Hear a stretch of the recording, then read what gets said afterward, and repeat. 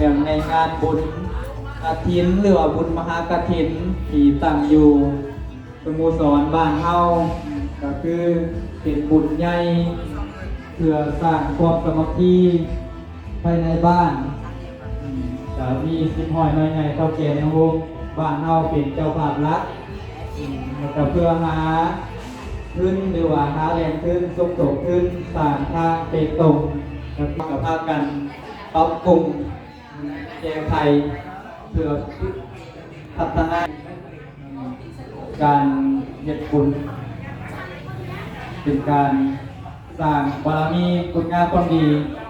ดังปฏิภาณที่ประธานใหญ่มหางอนนรกบุญประธานอบตส่วนกลางมุกีหาเพิ่นได้ปฏิปทาไว้ว่าคุณนำบ่อก่อศาลาสร้างมังคาแต่เต้าสร้างเบ้าเล่ารอบสร้างกุศลปูพัญญาสร้างนักปราชญ์สั่งสอนกินธรรมก็เป็นพระอานิสงส์เป็นบุญกุศลอันใหญ่หลวงนี่ก็คือการเฮาได้สร้างถนนหนทางเพื่อไต่เต้าไปมาสะดวกสบายเฮามีพอจำปาแม่มณีพร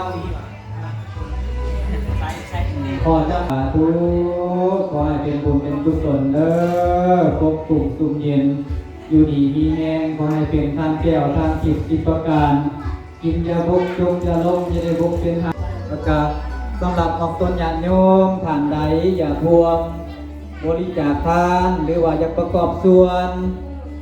ในเครื่องอัฐบริขารของกองกฐินแล้วก็มาอีกแล้วแก้วแก่ศรัทธาดีก็มีครอบครัวแม่ย่าคันทองโยมเสียนสูงก็